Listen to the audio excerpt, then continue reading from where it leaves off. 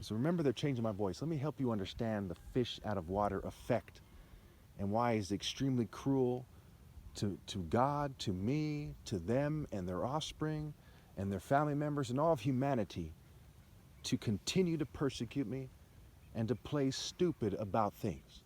And if they're just going to say, well, tough luck, then I would say every 2 seconds on average, every second, two people die on average. So who's winning this debate? I'm winning no matter how you slice it. I'm the top martial artist ever.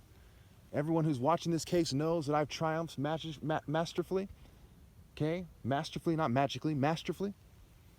And that I've lived the most respectable life possible. And no one will ever achieve this degree of greatness. And every second, two people die on average. So keep that in mind. They have everything to gain by changing course and nothing significant to lose. And they have everything to lose by continuing on their same course.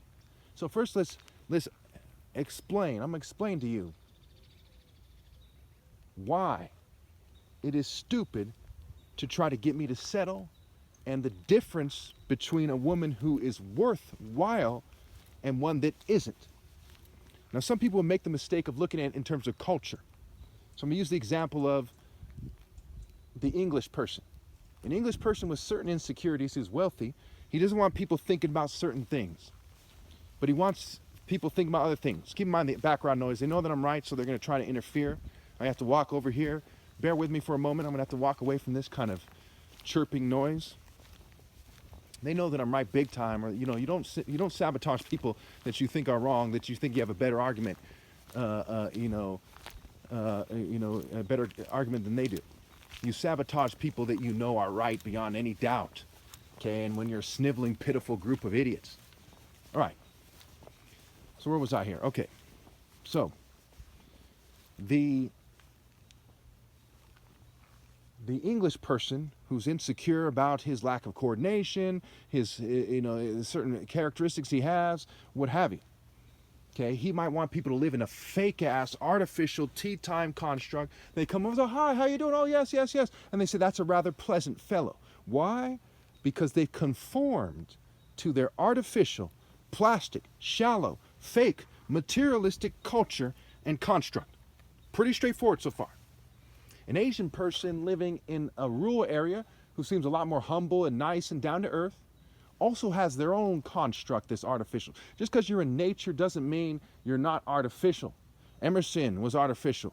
Thoreau, Annie Besant, people who claim to have some kind of understanding of nature and transcendental thought and so on and so forth, they were also artificial as hell because they rejected the Royal African Falcon top martial arts order.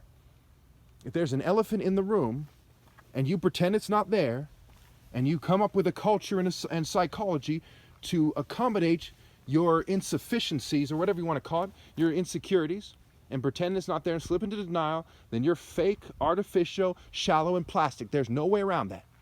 No amount of meditation will change that. No amount of psychology and mindfulness exercise will change that. No medication will change that. It'll just make it worse. You're just digging it deeper. Okay? So the Asian farmer would not agree with the poor Asian farmer in a rural area who's humble, would not agree with the rich white English person about what is pleasant and what is fair and what is a suitable helper and what is ideal. That needs to be understood completely.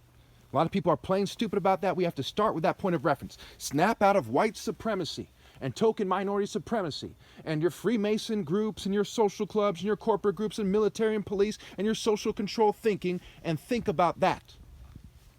There's no agreement with white supremacy with all the cultures there ever were. They are not in agreement. The white man didn't win a race and come out on top. He simply stooped lower than everyone else and became the dominant asshole on a planet that is rotten and thoroughly defiled. Make no mistakes about that. If you don't understand that, you don't understand life. You don't understand why I'm right. Okay. So those 2 points of reference. Then there's me. I live completely in reality, and I want women to stop being in an artificial construct, whether it's a rural Asian construct, whether Islander, Native American, Hispanic, African American in the ghetto, token minority, you name it. I don't want them to be in that construct when they deal with me. So when I go on a date with a woman, Okay? And as the Bible might say, to each his own, I want her to live in reality. Morality, more reality. Israel is real. The real chosen are the people who live in reality. And morality is more reality. It's that simple. If you don't live what is right, you are in a state of denial, you are in a fugitive state, you are not in reality. And has caused them to bend their kids over, so to speak, for the oppressor. What I say to people who say their kids aren't being bent over, do you know where your kids are right now? Do you know what they're doing? Do you know for sure? So you either know you've bent them over, or you strongly suspect that you've bent them over, but you do not have the sanity and morality and the living, you're not in reality enough to accept that. And even if they're not bent over, you're in a spirit of people that are helping people then bend over other kids. That is not the type of female that I want to date or marry or be around. The only way for them to be in reality is to accept that in reality, I am the top martial artist. In reality, I'm God's son. This is not specific to any culture. What culture? The Igbos do not obey God through me. That's not their modern culture, at least. That's not their culture. The African Americans don't obey God through me. That's not their culture. Jamaicans, Afro-Brazilians, Afro-Caribbean, you name it, that's not their culture. No black culture on the planet obeys God through me.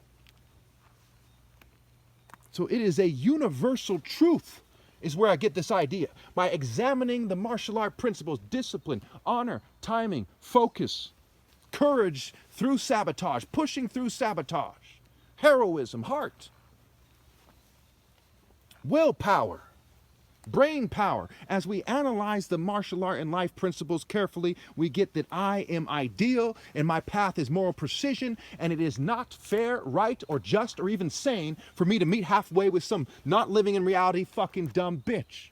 The smartest of females, when we go into reality, is clearly the ones who are alive. My mom's blameless. The ones who are alive, other than my mother will say, is clearly an out-of-touch fool that needs to submit to sense, wisdom, moral precision, moral intensity. They need to submit to me, even though I'm sabotaged.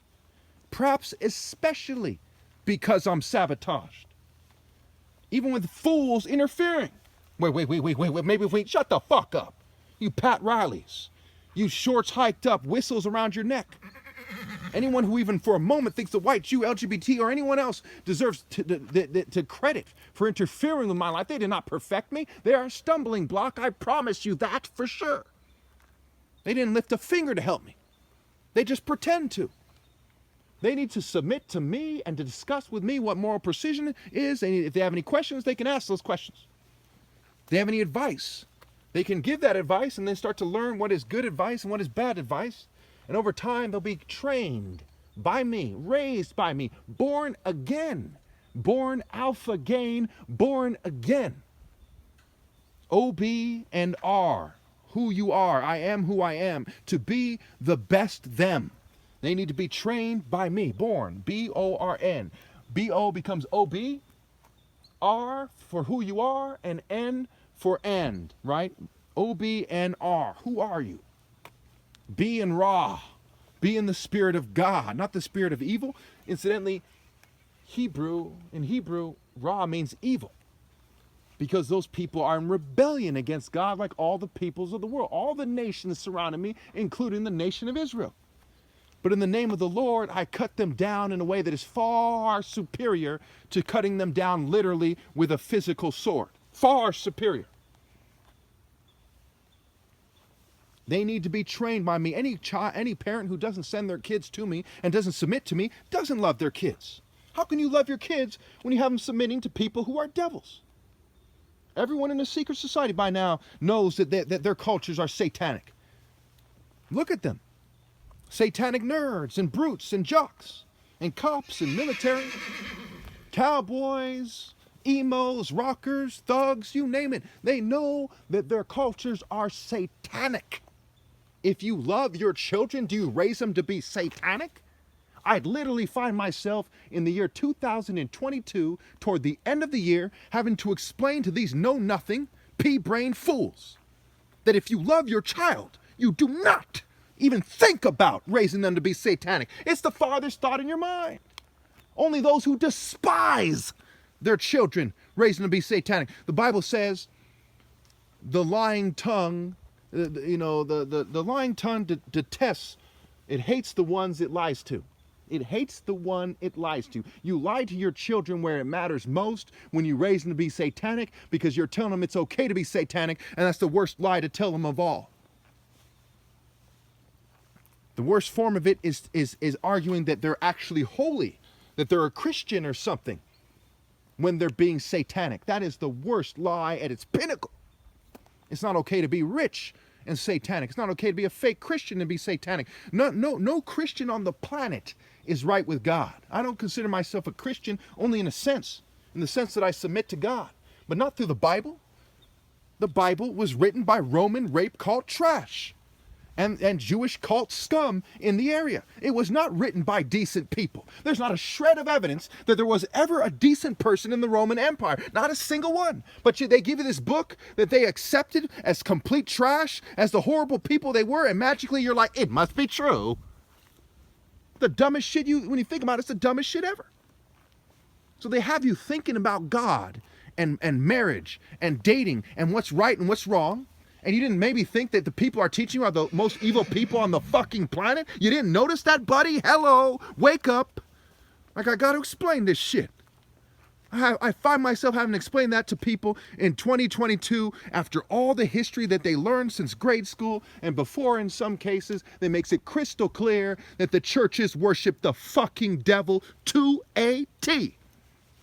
Leaving no stone unturned while they worship the devil. All the signs are there. Deception, rape, child molestation, mass murder, theft, hoarding money. All the signs are there. But you're like, I'm a dumb fucking bitch. Not my Ichabod preacher in my small town church. Well, why is he allowed, bitch? Think about it.